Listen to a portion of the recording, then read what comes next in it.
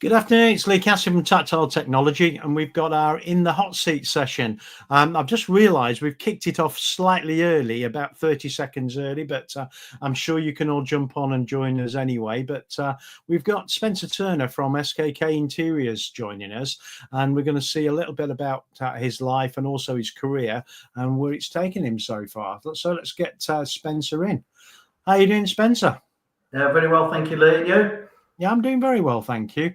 So I always like to start at the beginning. So tell us a bit about your life, where you grew up, times, and maybe a little bit about what your parents did for a living, and see if there's any linkage into where you ended up yourself. Okay. Well, I'm one of four. I've got two sisters and a brother. I'm the eldest. And Mum was a greengrocer, and she comes from a long trail of greengrocers. My granddad was actually the chairman of the Master Fruiters Federation. And my father was in the building industry, but he did a lot of work in other areas, particularly in the coal industry. He did some work there and worked in sort of industrial windows. But Dad's always moved around quite a bit. Mum always stuck at the family business, where I sort of ended up working myself, even from the young age of about 5 or 6, in the family greengrocer shop. So it's a kind of environment it's quite easy to get children to support in, isn't it? Yeah, well, my granddad was in the Navy, and I've got a lot of his traits in the fact that how he did things. Lovely guy, and I've actually got a little saying on my desk that says, "What would Harry do?" Because I'd never seen him get cross. I'd always seen him deal with situations very well. So I often look at that. What would Harry do?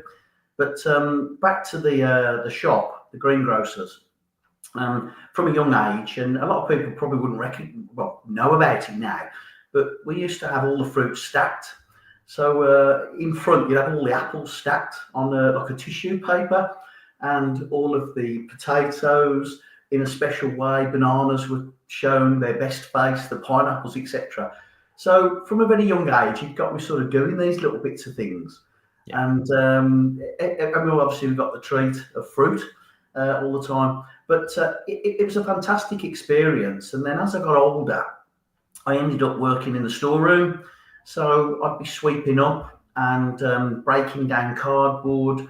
When I think back now, the things that I get asked to do, like my wife always asked me to do the wrapping, and it was because you used to have to wrap everything up, and sort of getting rid of all the rubbish, the cardboard.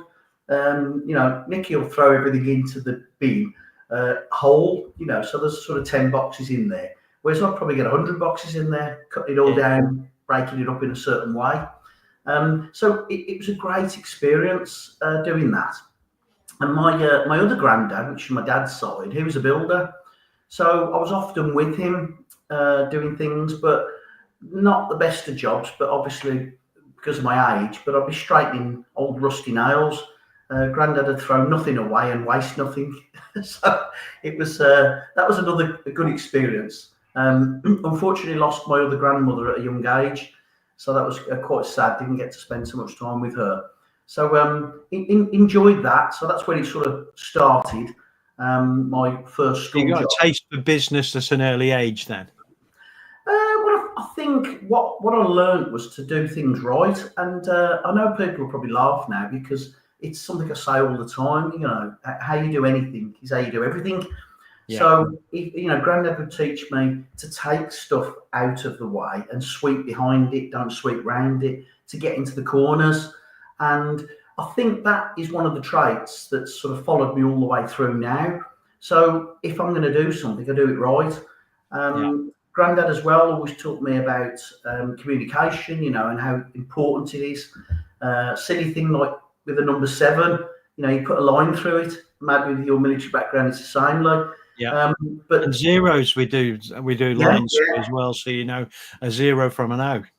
Yeah, so it was important to all of these values, if you like, all started kicking in. Shoes were always polished and shiny. Anything that I did had to be done properly. So I think that's where a good start of maybe business, not so much building an empire. I wasn't buying and selling stuff at a school age, but as I got on later, I started to sort of buy motorbikes and I'd renovate them, which then moved on to sort of cars and other things. So I really enjoyed doing things and seeing a return on it. Yeah. So you could say that there was business in there. Granddad always. I think early on, having a value for money is good with young people as well, to understand what money is. Because a lot of people, I think young people today don't see the value of money when they're young. It just appears, doesn't it? Whereas when you've worked for it and then you've used that money that you've worked for to actually get something in your life, you actually get a better feeling for what money is. Yeah, well, there's a few things, and I think I passed it on to my children, but I feel like now I'm passing it on to my grandchildren. So things like we had to clear the plate. You weren't allowed to get down unless you'd finished your plate. But we always had puddings. People nowadays don't have puddings, but we always had a pudding. It was always the thing, So some meals we were taught to finish them. We sat at the table. Likewise, I mentioned earlier about shoes being polished, clothes being clean. I think money was, there wasn't a lot of money. When I was born and bred in Handsworth, we moved around quite a bit, and we often went. I was at Catholic schools, but it was Catholic housing that we lived in. So there was things that a lot of people nowadays, like penny for the guy, and sat on the corner of the local convenience store. Just trying to raise enough money for something, for some sweets or milk, bread, whatever it may be at the time. And I've got lots of fond memories of it. But I've always valued money. Always, like parents and grandparents pay us pocket money for doing jobs, but you always had to do it right. So I learnt the value of money. I think it was always important. I could see from Grandad, he tipped people, the barrow boys at the market, and he always paid everybody on time. And you do as you say you'll do. Your reputation is everything. Yeah, very true. So what about school then? Were any particular areas that you enjoyed, from any educational side? Were you into sports or anything? So really, really interesting schoolhood. Probably wasn't the most well-behaved, if I'm honest, at school. Didn't have a problem with authority. Just, I think, probably a low attention span to some things, easily distracted. So from a young age, we had my junior school that I went to was Sacred Heart, and we were taught chess. So chess was a massive thing, and then I obviously learned to play. Didn't play for the team; I wasn't that good, but I did play, and I enjoyed playing chess. Sports, not really. Although I'm a Villa fan now, and I follow Villa. I wasn't really into football. I probably should have played rugby, because I think I was a little bit rough on the football side. So probably rugby may have been better for me. But academically, really, I enjoyed woodwork, and I am a carpenter now. I have been. I enjoyed metalwork, and I actually did a little bit of home economics. We used to do typing at school as well, so I did a bit of typing as well. Funny now, when I look at how important that really was at that time, give me quite a head start now. Who'd have thought we'd be on computers? And without diversing too far, I remember when they brought the first typewriter out, that had got a corrector ribbon on it, and you could press that and get the word. It was like you didn't have to roll it up and Tipex it, So it's just Tipex these days, because we don't type in that way. We just reprint it again, so you don't need to Tipex things out, do you? No. So I enjoyed school. Always involved in as much as I could. A particular love of mine, as I got to senior school, was canoeing. Yeah. So we had a teacher called Mr. Ledley, God bless him, lovely guy, and he was the woodwork teacher as well, and he took a shine to me. And we used to make our own canoes. They were he had got the molds, and they were called a snipe. Great Yeah. big thing, nothing like the little ones you see now. And we'd make those, and we'd make one for ourselves. And then we used to do canoeing, do weekends, and we'd go down canals and rivers. And then we used to teach. So he would take lots of kids, disadvantaged sometimes children with mental disabilities, sorry, and we would help them. So we'd have to be paired up with them. And I loved that part of it.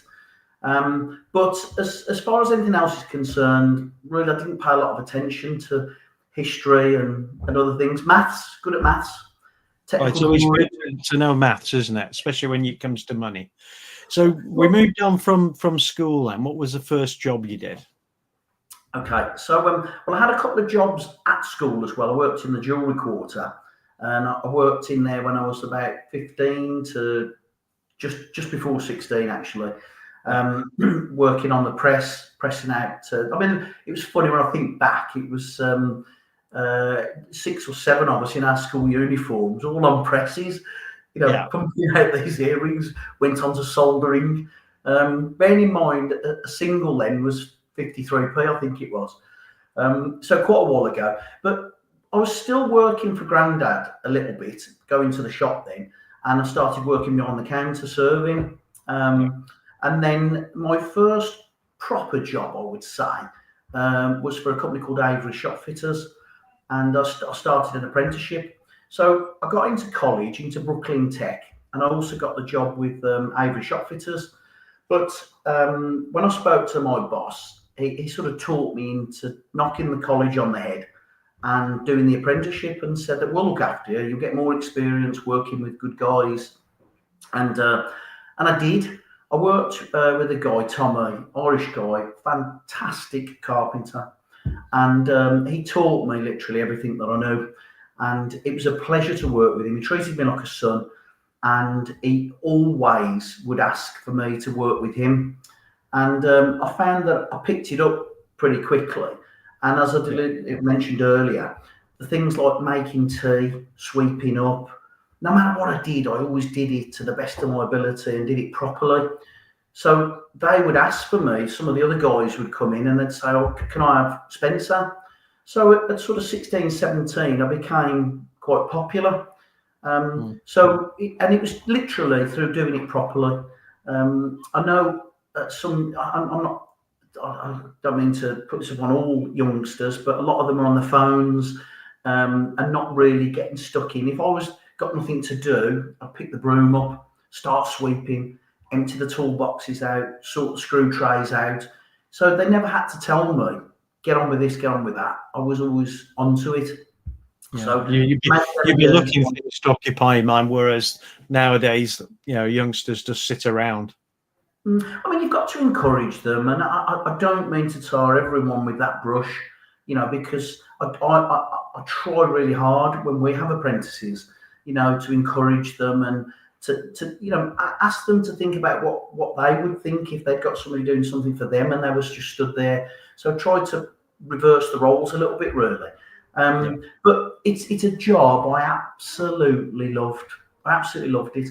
Because prior to that, and I've gone back a little bit. Prior to that, I did a little bit which I forgot. Was with my uncle who was a plasterer, and I was working for him mixing plaster. And we didn't used to have a whisk then. You had like a bicycle cog, a piece of steel with a handle on it. You used to have to mix it by hand, and he'd be screaming at me, "Hate that bucket! Hate that bucket!"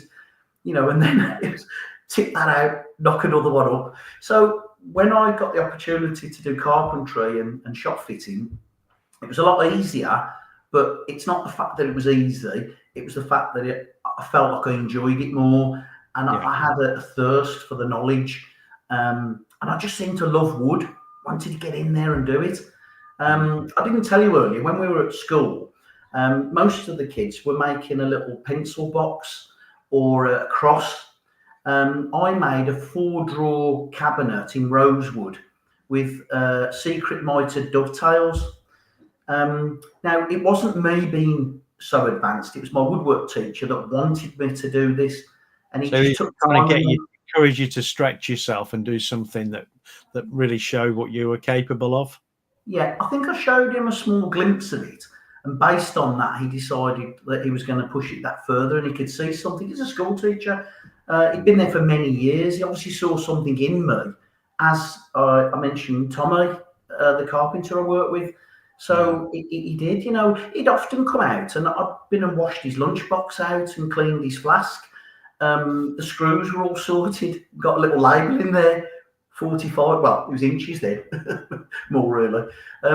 So what happened when you got to the end of your apprenticeship? Did you stay where you were there?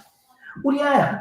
So I worked there till I was about 20, and I'd got senior roles then. I became a foreman.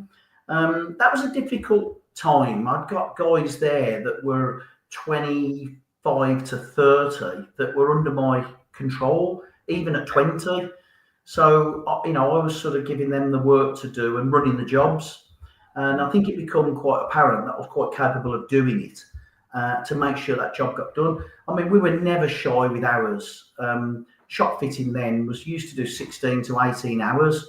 And we used to do Kentucky Fried Chickens on a Tuesday night. We used to start at 6, and on the night, we worked all day, then we'd work all the way through to the next day. Yeah, and it was the next day in one night, was it? Or did you come back? We'd go home and have some sleep, and then we'd be back. And so, I enjoyed doing all of that. And what happened was, it was a bit uncomfortable, if I'm honest, is that I was asked to be a director. I think I was about 21 then, of another company they were setting up. So they set this other company up. But what happened was that the company we were running, everything was being drained from there to subsidise the other companies. So I soon learned that this wasn't going to happen. It wasn't like with me anyway. So I took some advice, and they said, look, it's not what you want to do. You need to move on. Why don't you start up on your own? So I did. So one of the guys come with me, and we set up a company called D&T, Builders and Shop Fitters. So it's Dobson and Turner. Yeah. And we never looked back. It was amazing. It was what an adventure. And people say to me now, if you're having a bad time, struggling on a job, think back to when you first started.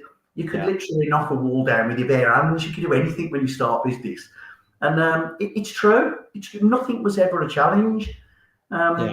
So, sometimes I'm not a defeatist, but sometimes I look at something and think that's quite a battle. I'm not sure if I want that battle.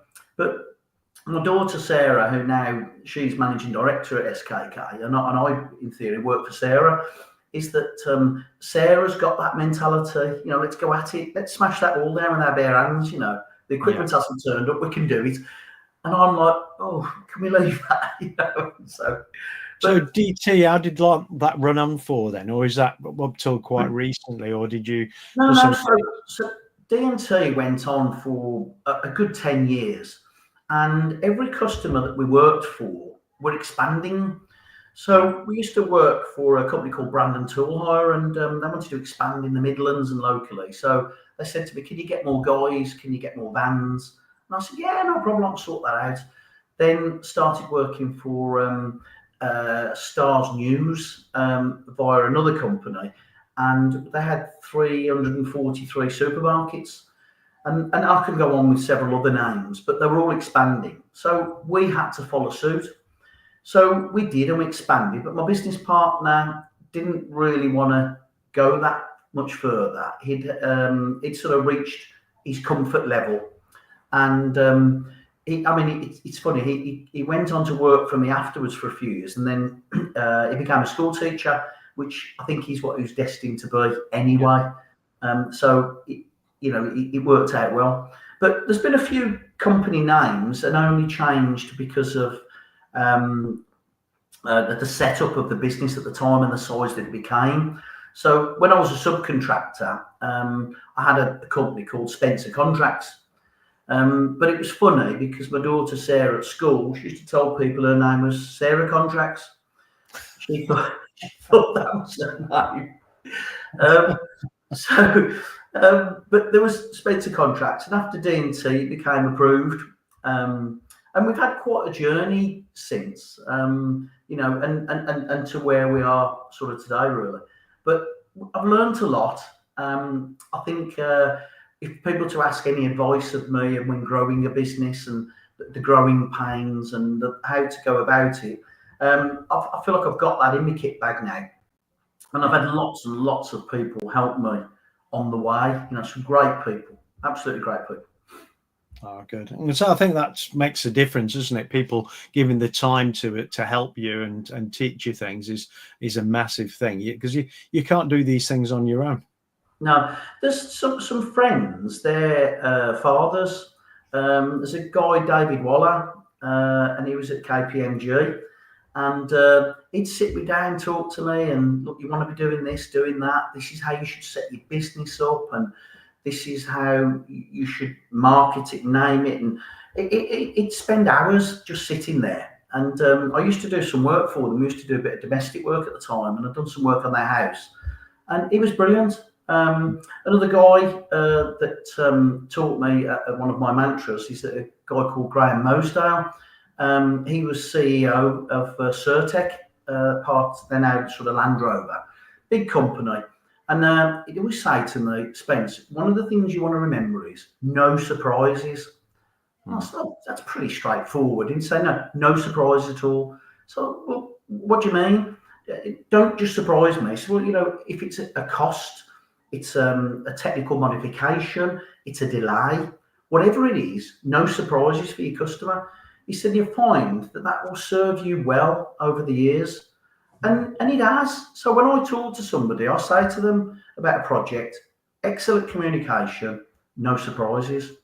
And I stick to that as well. So, we've got, at the moment, it's over 32 years now. We've never missed a deadline. Now, we may have not completed on time because of an addition to the contract, decided to make it bigger, to do something else, add something major to it, but never actually missed a physical deadline of a place opening. It's unheard of. You just wouldn't do it. And so that's a real feat, isn't it? In that length of time, 32 years to have done that as well. So that's really good. So it feels now, though, Lee, it almost feels like it's a bit of a chain around your neck now, and a noose, because does somebody want you to fail at that? It's actually become a burden, if I'm honest. It's like, can I have a clean start now? No. But it's a great one to use, to tell people. It is, and I've got good friends, the likes of Matthew Southall Harris. He loves humouring me about it. And I've done work for him, and he's even tried to extend work so that I won't finish it on time. Well, it sounds like you've been challenged over the years, but have always achieved it. So how did things progress then from through these fitting companies and contracting companies? Did it always stay in the same area, always fit out, or did you expand into other areas? I'll explain in a bit more detail, and I'll tell you a funny story that's part of it. Actually, is that we were set up to do what we were doing, and it worked well. But then we needed to change. We needed to be a limited company. There was laws and regulations changing in the subcontractor field. So at one point, we were instructed, you've got to take all of your subcontractors on directly. It was quite a burden cost-wise, but a lot of the guys enjoyed the security of it all. So we then set up approved as a name, and it was approved shop fitted interiors, and it was approved contracts then. And the team that come on then we had for quite a while, and we set up different departments. So we championed in pharmacies, which is a big area for us.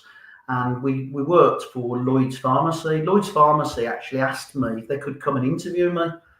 which I thought was a bit strange. But this guy come over to interview me. I thought I've got nothing to lose. And he said, look, we'll hold your hand for the first 12 months. You're going to make mistakes, but we'll be there to put you back on track. You'll become one of 5 contractors, which we did. And we worked for them for over 20 years, delivering the pharmacies, working in hospitals, healthcare centres, small trading pharmacies. And most of these were not new sites, but existing that were being refurbished. So we got to keep them open and trading.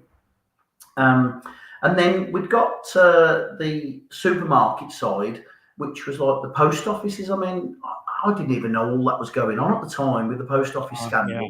But we were working, putting all the counters in and putting all the Horizon equipment in. So going back into 2000, we were working on some projects.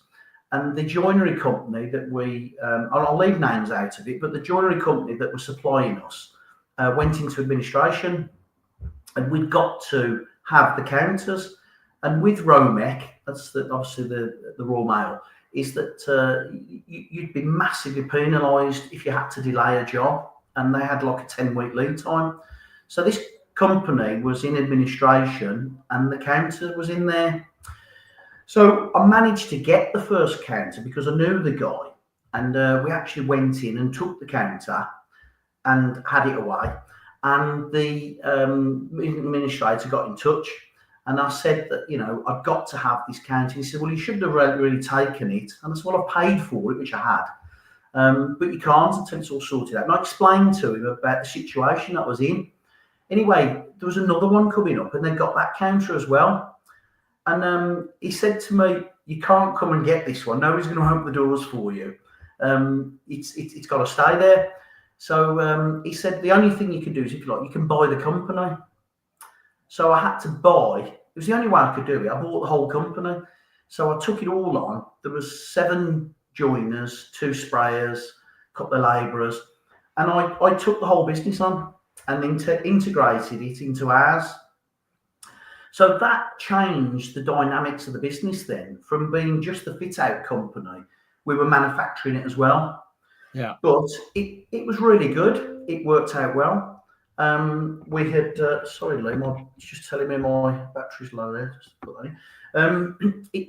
It made us a lot stronger, and we were able to take on a lot more bigger projects, and we got more control over it, dates-wise, because lead times from suppliers were, for a manufacturer, probably be 6 to 8, 8 to 10, 12 weeks, depending how busy they were.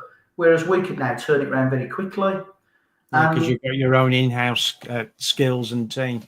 Yeah, but we also decided that we could expand on that as well. And I think that was when sort of Sarah come into the business, and we started doing more very high-end residential. So we were doing footballers and wealthy clients' houses, which we really did enjoy. And there's no endless budget, but it was nice stuff. So if I said to you, driving, what would you enjoy most? Driving an old battered van or a new Bentley? You'd obviously enjoy driving the new Bentley. So the work that we did, it was better quality materials. It was something different. So we did a lot of work for interior designers, and we used to do all studies, bars, bedroom furniture. I mean, we ended up doing Gareth Bale's house over in Madrid. We manufactured everything. Kitchen, utility, all the bedroom furniture, everything, you name it, the cinema room, and carted it all over there and fitted it all. Yeah, so it's quite unique as well as being, very good quality. Yeah. It was quite a leap, that was. I mean, it was lucky that we're in a position that we could. It was tight for a while because I didn't want to go out and buy another business. But if I didn't, we would have had a major issue with Stars News. Yeah. But unfortunately, in 2011 was when there was quite a downturn in business. We'd already been through one big downturn, and it hit us again in 2011. And I had sort of Brandon Tool got bought out by the Hire Group. Suits Plus, we used to do all their shops. They wrapped up. Stars News Express and Star, all got bought out by the co-op. Another big company I was doing for went into administration. You couldn't have wrote this. So we had to have a restart back in 2011. So that was when Approved Shop Fitting and Interiors was born. So from Approved Contracts, it became ASI, Approved Shop Fitting Interiors. And we kept a lot of customers. I paid everybody, by the way, Lee. I sold my house and I paid every single person, every single penny I owed them. Going back to, if you remember my granddad, you know, when you pay your debts. Right, paying your debts. And on time. Yeah. So, you know, did that. And everybody stuck by me, all my suppliers, all my contractors. And we went from strength to strength, to be honest. So, you know, I didn't really look back at it. So it's been quite a journey from there. So we've got lots of regular customers now that we facilitate, and I love working for them. You know, to me, there's got to be a good relationship between us. You know, I don't tend to work for companies that are out there trying to get 10 quotes or procurement companies. You know, I know they've got a job to do, but that's not us. You know, communication's everything to me, and you know, I want to do quality, and I want to get on. I want to enjoy it as well. I'm 59 January, so I've done a lot of rough times, but now I want to enjoy it more. I really do. So, you know, the people I work with is really important to me. You know, I feel as if we work with them, not for them. We work with them, and we all become part of the same team. Yeah. You know, that's what's important to me. So I know you've done a big change moving to SKK, because effective you've released the reins, haven't you, to your daughter now. So what's different about SKK to the previous businesses, or is it just a new iteration but with someone else in charge? Well, first of all, when I was passing this over to Sarah, my first thoughts were, I felt that it would be quite a burden to have. Bear in mind, we've got staff that are 20 years, 22, 25, 15 years serving. And I felt that could be quite a burden for Sarah, as far as like you'd have to shoot them over, because she wanted a different name. She wanted it to be SKK, which is her initials. And she wanted to go about it a little bit differently. And we wanted to make things a bit smaller. So the idea was to close Approved and pay everybody all their redundancies, and then we start again. But the other thing we wanted to do was that because of all the costs that had escalated, I mean, our utilities went up when we had the crisis from 28,000 a year to 74,000 a year. That was for the workshop. That's a big jump. Yeah. So I had people look at it with me and what we could do, top line, bottom line, and what we'd have to do to make it work. And basically got to invest a few more million into CNCs and automation, and take more people on to make that pay. We'd got the space to do it, but I decided against it. And what I did was I looked into they weren't so much my competitors. And I mentioned to you before about Lloyd's Pharmacy. We all worked together, us 5 teams of 5 companies that were 5 separate teams, but we all worked separately, but we all collaborated with each other, and we shared best practices. So when we were struggling to manufacture joinery, or they were, we'd help each other. So I went to the one company and said, look, could we work together? Yep. They wanted to expand. So they ended up taking all our joiners on. And so it's all the same guys, really. So they went to work for them, and we trialled it. It worked, supplying the joinery. So we thought we'd let the joinery side go. So we did. Shut that down. They supply us now. We do the design still, because they are purely manufacturers. So we do the design it, sketch it all up, survey, or we deliver it, fit it, and whatever. But they just actually do the manufacture for us. That's on the joinery side. And then we wanted to downsize, and we wanted to come out of some of the contracts that we were in, that were long-standing, that we didn't really want to facilitate anymore. And we wanted to concentrate on the smaller projects. Yeah. So When you Well, say smaller project, what's a small project to you? okay. Well, I mean, the value as well, Lee, for us is a lot higher than a lot of people. So, when we have, you talk about a florist and they get a £50, a £250 order, ours can be anything from sort of depending on what line we're in, but say 10,000 up to, I mean, our biggest project, sort of 1.7 million. But now we like to work on these sort of, I don't know, anything from sort of 10,000 to 70,000 is in our smaller region. And then our perfect size projects are probably 70 to 2 to 300. And that works nicely for us. So sort of going back to when Sarah's going to take over, I wanted to get it restructured. And we didn't need as many project managers. We wanted to have a smaller team and work together more rather than we had separate departments. So now we all work, help each other with different projects. So sometimes the pharmacy side will be flat out. Sometimes the bar side will be flat out. The office side will be flat out. But now we're sharing it. Pete, our contracts manager, who's an absolute specialist in his area. He started off as a fitter for us, went on then to be a foreman, then a project manager. He's a contracts manager now, and he runs his own show with that, and I leave him to it. But the good thing is now he's always available to help me. So when me and Sarah need help, he's there. So the idea was swap it all over. I can step back. So my role now is operations manager. And that's how it started. So we talked about, we planned it all. It was not a split decision. It was something that what we're going to do, how we're going to do it. And like I say, if something did go wrong, which is wrong of me I wasn't predicting it, but even to be thinking about it really, Turners, we fail at nothing.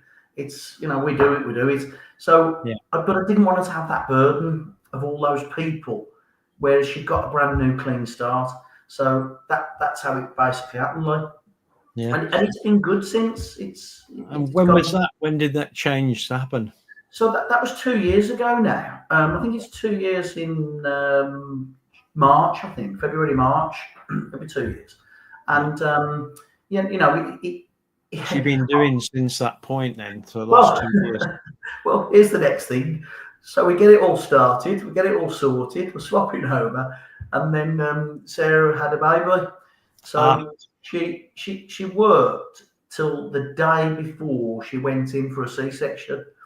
Both my daughters, Sarah and Sophie, and my wife actually, have got a heart condition called Brugada. So they can't have a natural, well, though my wife did Nikki, they can't have a natural birth. So they've got to have the what they call a sunroof nowadays. They deem it as.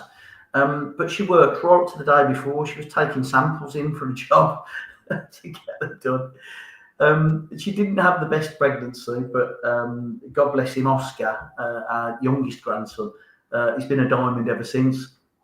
But so Sarah was off for a while. So really, I was still sat in my seat really with Sarah's name above it.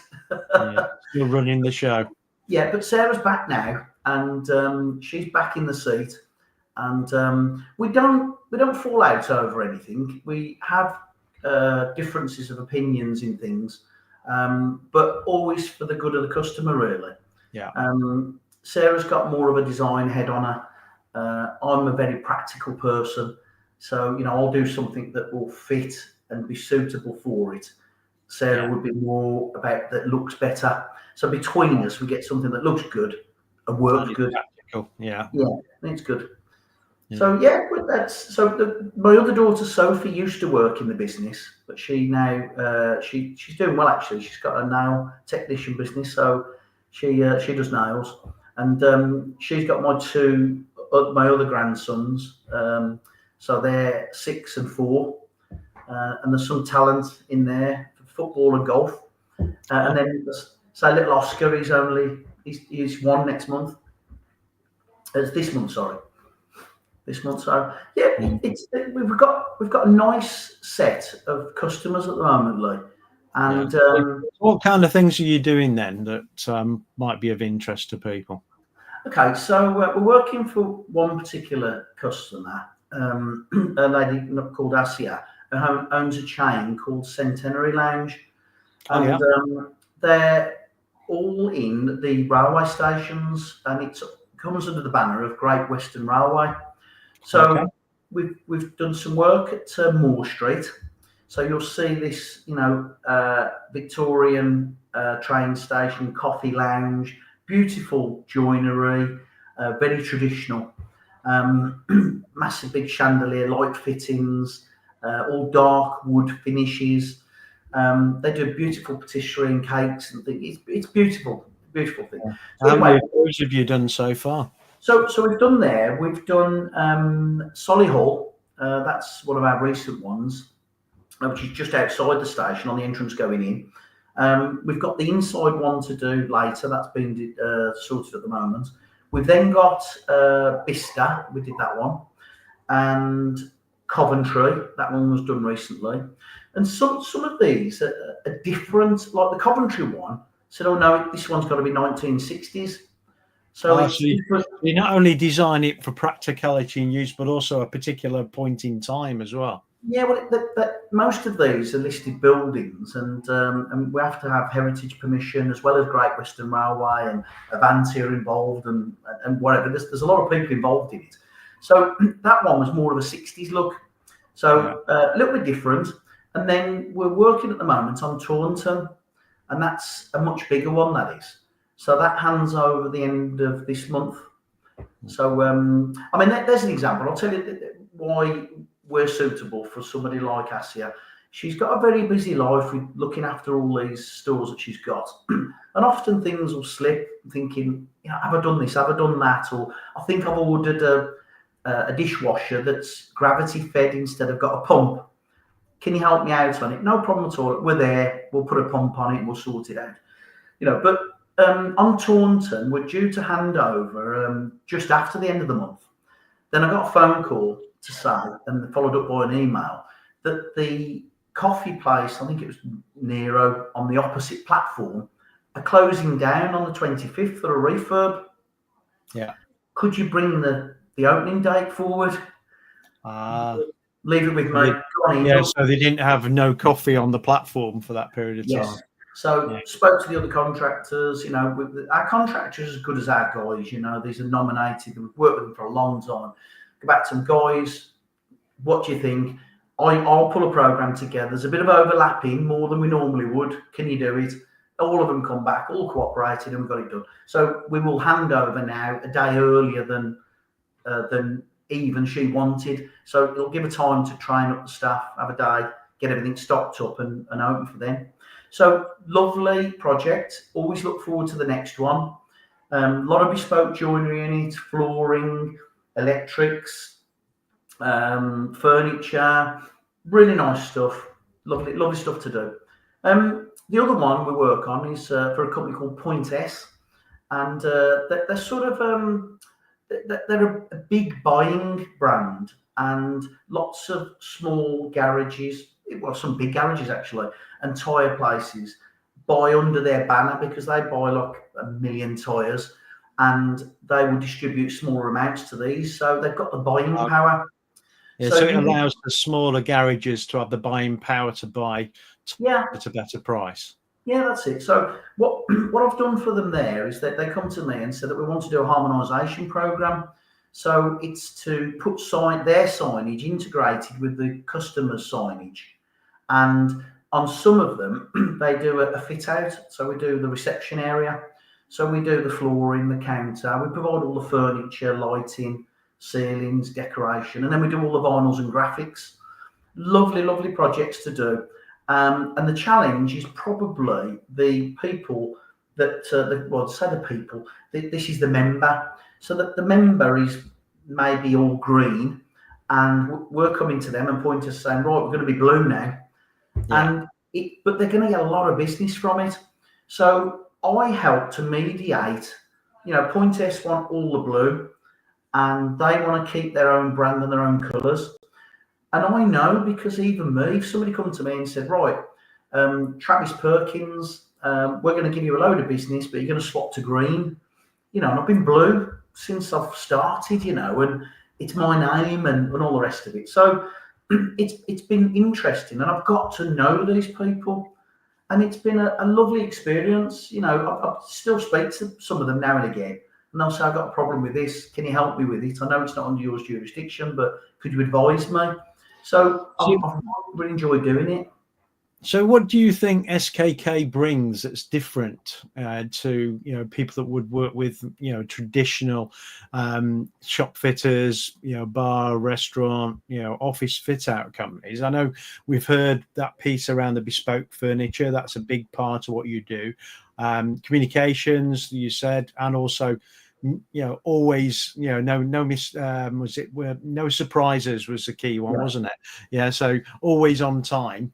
Which no one's project run on time these days. It never seems to happen, does it? So what else do you think you bring other than those guarantees and that bespoke joinery?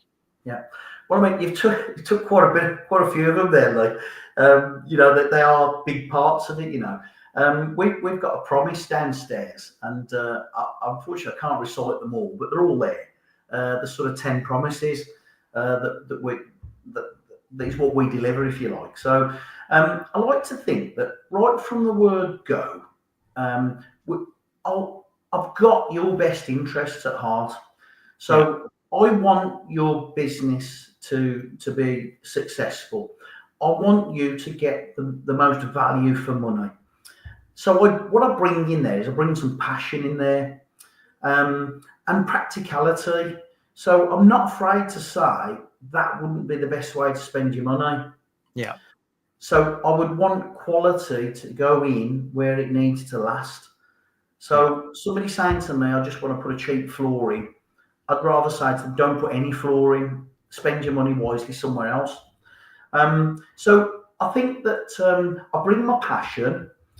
I've got experience now. I wish I'd got this when I was 22, 23. And when people are looking at me thinking, "What does he know?" Hindsight's a wonderful thing, isn't it? No, but I think I knew what I was doing then, but not to the levels that I do now. But I have seen it, and there's the old thing they say about, got the t-shirt, the hat, and all the rest of it. And gut feeling, it's a massive one for me, gut, absolutely massive, because I have been there, and it's about remembering it. So the other thing is that I always say this is our business, if you like. This is we say family business. There's only sort of 3 or 4 of us involved in it now, they're the family. But even the members of staff here are like family. My PA, Debbie's been with me over 25 years now.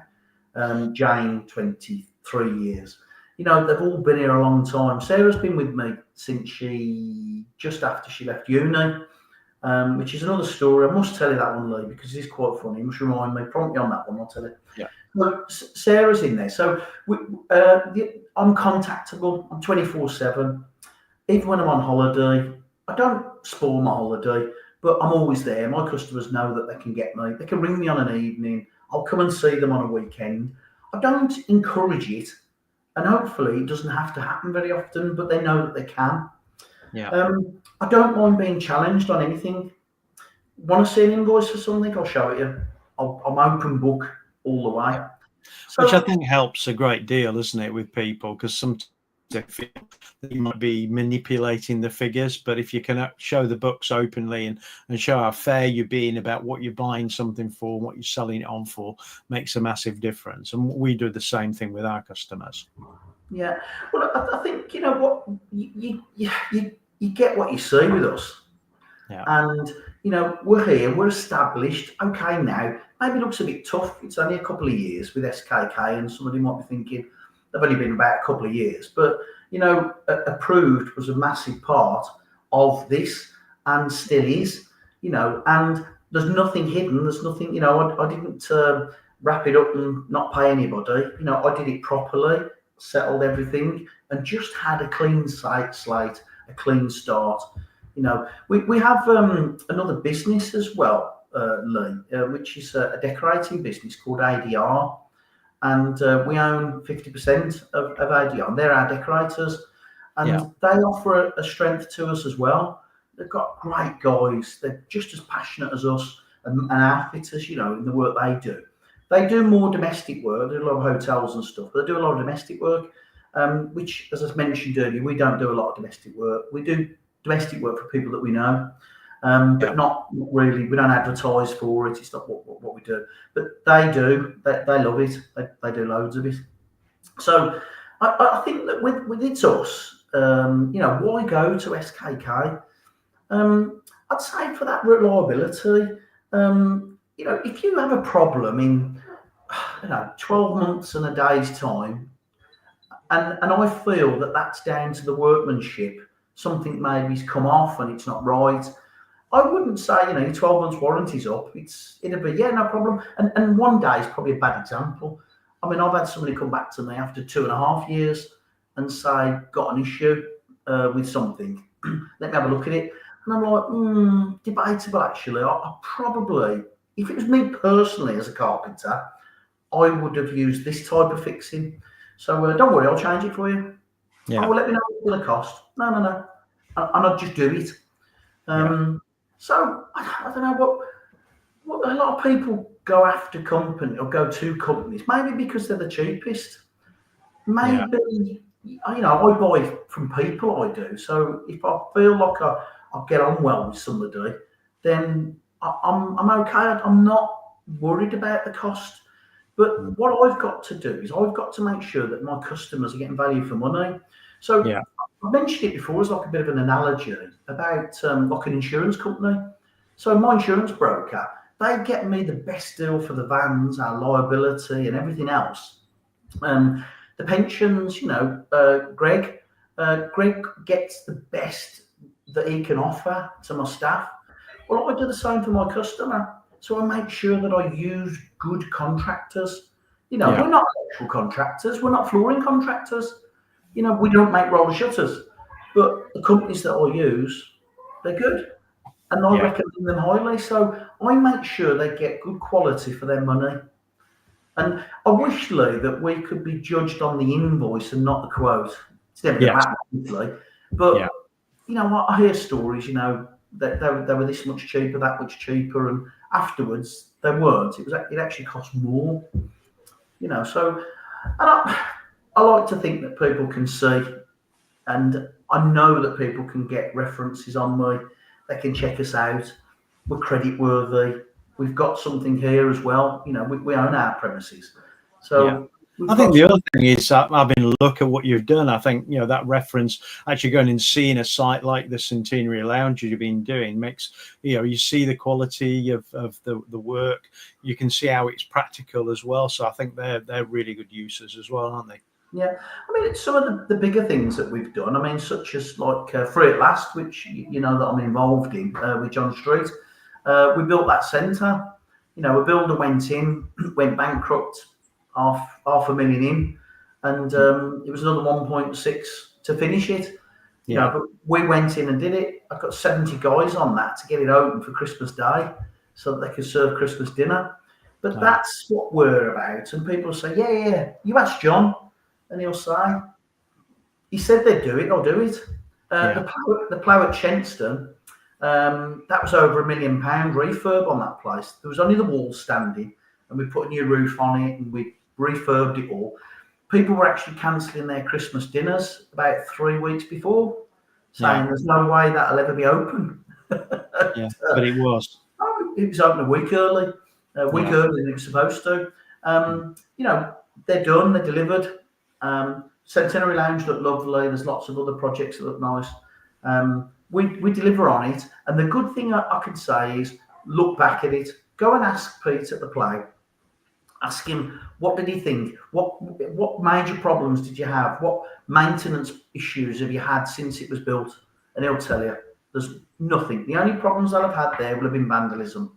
Something being abused. Which you can't really do anything about, can you? Somebody coming along and damaging things. So. No, what I mean is there's nothing like things falling off the walls and cracks and major issues with levels and the underfloor heating, all of it. And it's 10 years in now.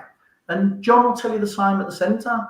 He'll tell you there's no massive big major cracks, things falling apart, the fact that cheap materials were used. it's just not happened. That's not what we do. It's about quality. So deliver it. Well, I've answered most of the things in there, Lou.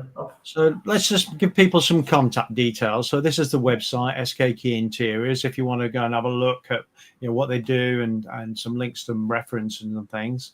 If you want to check Spencer out directly online, there's LinkedIn there, so you can go and see what he's up to. But also, if you want to connect, you can.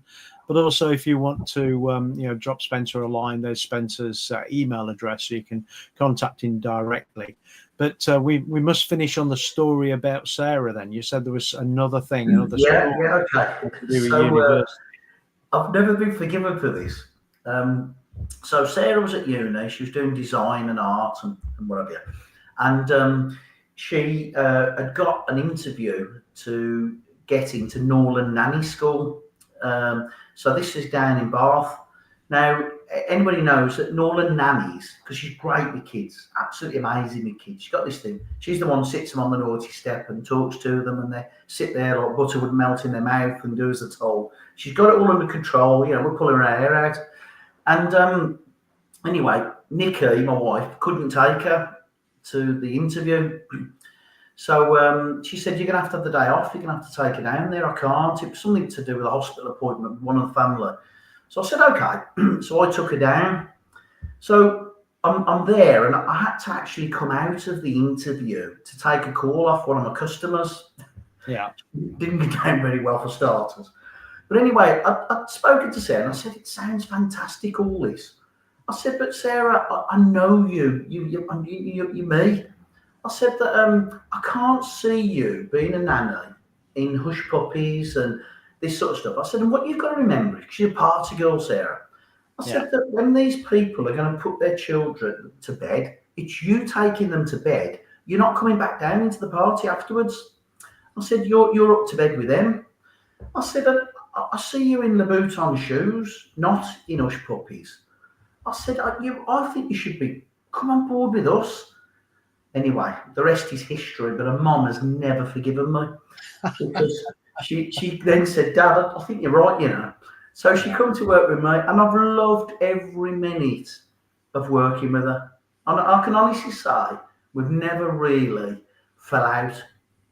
I had my middle daughter working for me for a while. It didn't quite work out, but she's doing quite well. She's over in Australia at the moment doing some work with her new company, Tech One, and she's doing very, very well. But turning up to work with me after being out on the drink all night wasn't the best thing to do with me. So, but she got there in the end, which is amazing. So we're just about out of time because we're about 3 or 4 minutes left. So I asked you 2 questions at the beginning before we started that I'd like to know about. So one of them I always like to ask is, what's your best meal you've ever had? Where was it? What was it? Why was it the best meal?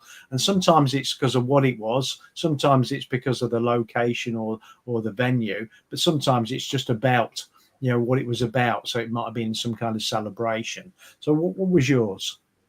Okay, well, I'm going to go for one particular one, and because it is special, and it was in Las Vegas, and it was in the Bellagio, and it was out with friends, and they got you get your set meal that we'd had, which we'd arranged, which was lovely, but you could have extra if you wanted, and you just pay the little bit extra.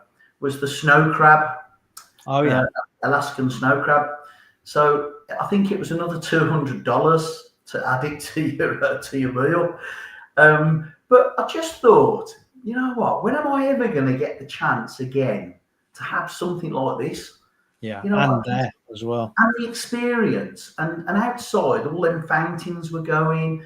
So I think it's more that it could have been crab sticks, if I'm honest. But that will always stick. It was a fantastic time. So the other question is, what's the most adventurous thing you've ever done? Oh, crikey. I think it's a lot of things, Lou. But if I'm totally honest, it is the decision to go into childhood and have a child. Yeah, it's a challenging time, isn't it? Yeah, I mean, I've done things, I've climbed things, I've ridden things, I've what have you. But I'd say the biggest adventure is probably, our first daughter and second daughter, and now three grandchildren. If people that know me now, I love my family. My family is everything to me, absolutely everything. And I dote upon my grandchildren. I've doted upon my children for years. It's that. So I'd say that was probably the biggest adventure. And also I'll add to that, Lou, as well, the most expensive adventure I've ever been on. Yes, it continues to be expensive, doesn't it? Yeah, but worth every penny. Yeah. Well, thanks ever so much for your time today. If anybody's got questions, please stick it on any of the posts wherever you see them, whether it's on LinkedIn, whether it's on YouTube or on Facebook. Any question you've got, we'll get Spencer to answer. But thanks ever so much for joining us today. If you hang on a second, we're going to shut this down, and then we'll just catch up a few seconds afterwards and just see how it was for you. But thanks ever so much for joining us again today. And thanks everybody else for joining us. And hopefully see you again. We've got Carl Raffo next week from Embello. And he also was invested in by one of the dragons from Dragon's Den. So that should be an interesting. So please join us then. And I shall see you next week. Thank you very much. Thank you, Ed.